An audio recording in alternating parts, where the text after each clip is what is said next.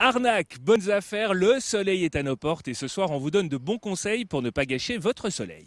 Les vacances low cost ou last minute sont-elles vraiment intéressantes? Tout est-il compris dans les croisières all-in? Quels sont les pièges à éviter? Enquête sur un marché en pleine mutation.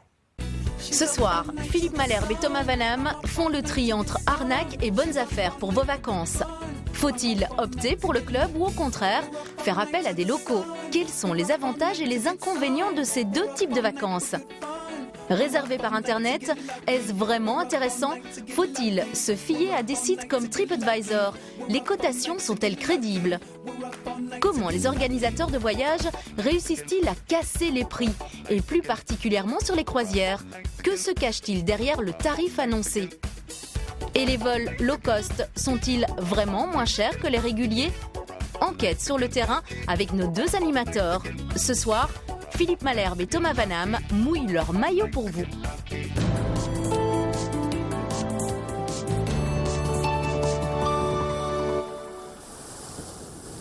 Bonsoir à tous et bienvenue à Nice, capitale de la Côte d'Azur. Regardez ce panorama, la magnifique baie des Anges qui s'étend juste derrière nous. C'est le pays des lumières, des couleurs, des senteurs, bref, le lieu idéal pour les vacances. Et le sud de la France est d'ailleurs une des destinations préférées des Belges. Et si comme nous vous venez à Nice, eh bien vous prendrez sans doute l'avion. Thomas, nous, on s'est lancé un petit défi. Et oui, vous avez su rester simple. Vous, Philippe, vous avez donc opté pour un vol low cost. Moi, j'ai pris le vol d'une compagnie régulière. Vous découvrirez tout à l'heure qui a payé le moins cher. Vous risquez d'être étonné. Mais Philippe, c'est une question qui ne se posait même pas il y a quelques années. Retour en effet sur une époque aujourd'hui révolue, mais pas si lointaine. Il y a quelques années, pour traverser l'Atlantique, il fallait monter à bord d'un paquebot. Pour voyager d'un pays, voire d'un continent à un autre, aujourd'hui c'est facile. Que ce soit par avion, par bateau ou en train, le monde est à portée de main. Mais en 1870, bien avant l'apparition des compagnies aériennes, on voyageait en train et plus exactement dans des wagons-lits. Explication avec un historien des transports. Aux États-Unis, Pullman invente le wagon-lit. Ce sont les premières voitures couchettes. L'idée est reprise en Belgique par George Nagelmakers qui va développer ce qui deviendra la Compagnie internationale des wagons-lits. Ces trains wagons-lits, communément appelés trains couchettes, permettent de voyager sur de très longues distances. En effet, les wagons-lits deviennent alors le prolongement de la maison. Un des meilleurs exemples, c'est l'Orient Express. L'Orient Express, qui est un véritable symbole du développement du chemin de fer, avec tout son confort, avec un luxe assez impressionnant et qui est évidemment réservé aux couches les plus riches de la société. Retour dans le passé avec un passionné de train. La voiture qui est ici devant nous, c'est une voiture de type car. Elle a servi à transporter les premiers vacanciers. Elle a permis les premiers congés payés d'amener les gens au sport d'hiver, de les amener à Paris, à Cologne et même au-delà. C'était une voiture mixte deuxième, première classe qui est très luxueuse. C'est un produit pur de l'industrie belge. C'est ce que l'on appelle les trains de plaisir. Mais à l'époque, pour rejoindre un autre continent depuis l'Europe, le seul moyen de transport, c'était le paquebot.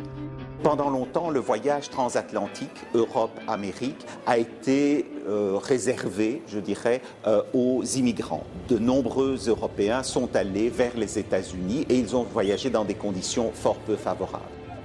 Le bateau était donc synonyme de mal de mer et d'ennui, mais tout cela a bien changé. Progressivement, les compagnies se sont développées et ont commencé à mettre en place des bateaux de plus en plus luxueux pour faciliter le transport d'un continent à l'autre. Aujourd'hui, c'est devenu quelque chose de plaisant qui fait directement partie des vacances et ceci est lié à l'ensemble du développement des éléments de luxe sur les bateaux. Mais très vite, le bateau va être en concurrence. En effet, la compagnie aérienne Sabena envisage de créer une ligne commerciale vers le Congo.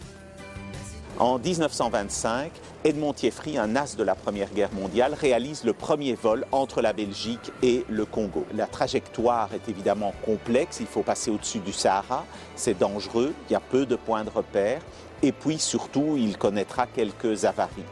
Donc, il va mettre 51 jours, tandis qu'en bateau, à l'époque, on met 18 jours. Mais c'est la première fois que l'on relie les deux. C'est en 1935, soit 10 ans plus tard, que la Sabena inaugure sa première ligne régulière entre la Belgique et le Congo. De 51 jours de vol, on passe à 5 jours, ce qui est révolutionnaire pour l'époque.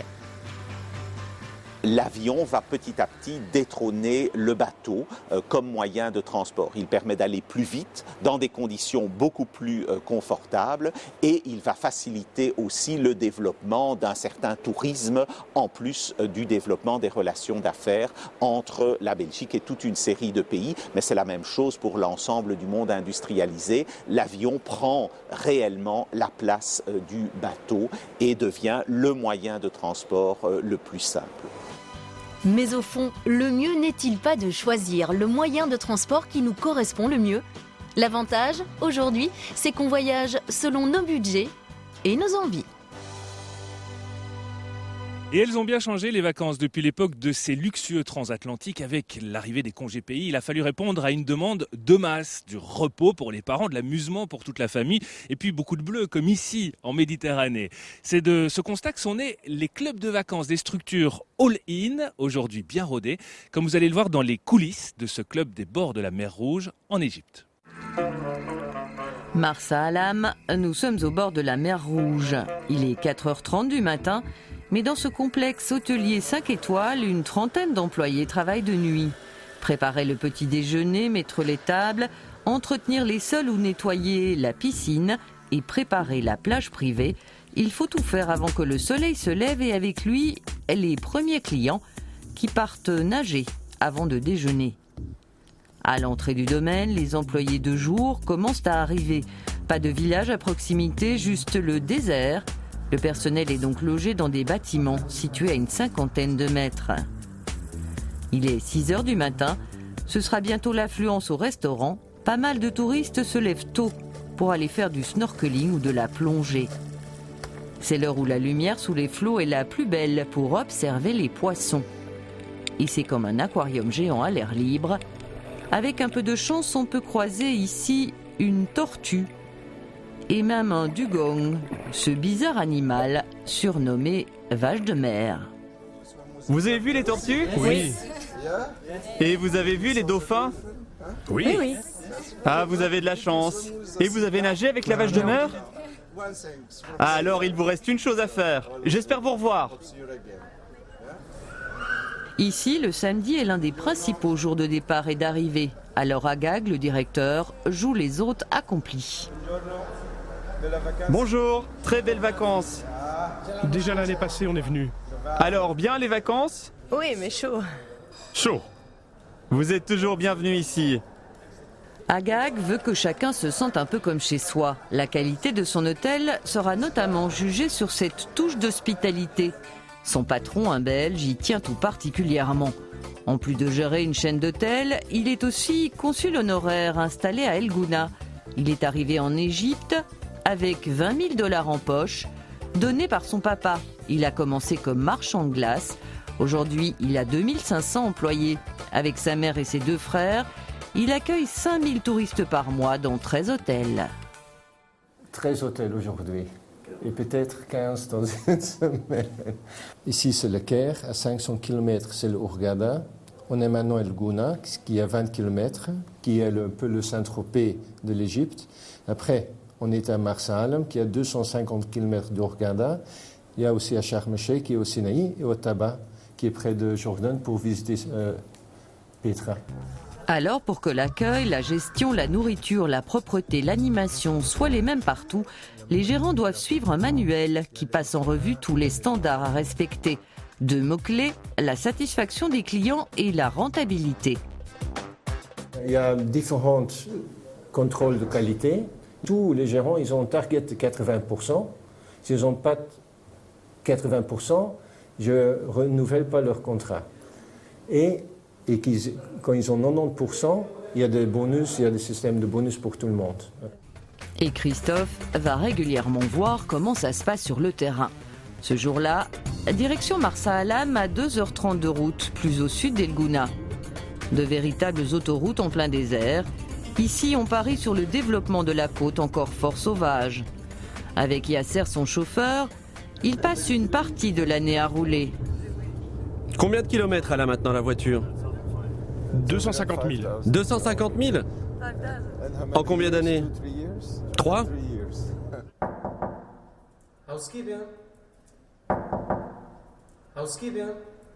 Pendant ce temps-là, à Marsa Alam, les 45 hommes de chambre sont à leur poste. Chacun a 16 chambres à nettoyer en une demi-heure chacune, soit 8 heures de travail par jour.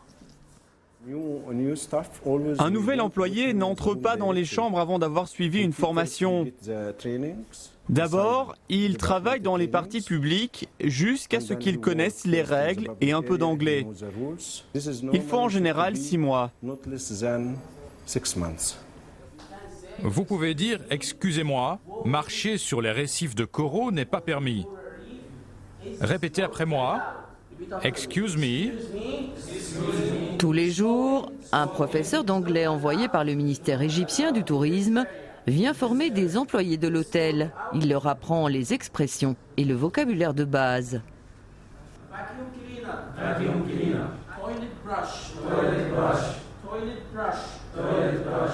Règles d'hygiène, cours d'hôtellerie. S'ils suivent les formations proposées, ils peuvent progresser, même en commençant au plus bas, à 150 € par mois. C'est la philosophie de leur patron. Et moi, je veux que les gens progressent dans notre chaîne. Presque tous les chefs sont venus de petit à petit. Ils sont maintenant exécutifs chefs. Et c'est le cas d'Agag. Il a débuté il y a 25 ans en vérifiant les livraisons de nourriture. Aujourd'hui, il gère 270 employés et 360 chambres. Bientôt 480, l'hôtel vient de construire une extension.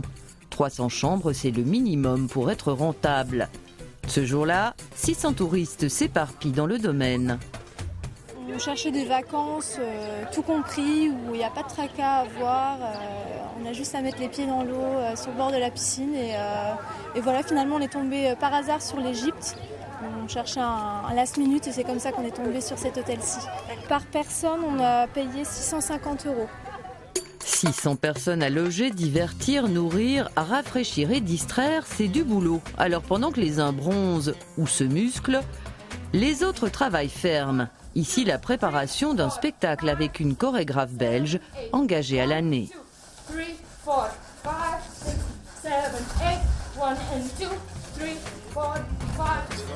Là, les cuisines. Du pain au dessert, tout est fait dans la maison. Les menus sont préparés pour 15 jours. Il faut 34 personnes pour assurer les 3 services. Au menu midi et soir, un buffet froid et chaud avec 8 plats, des salades et des desserts.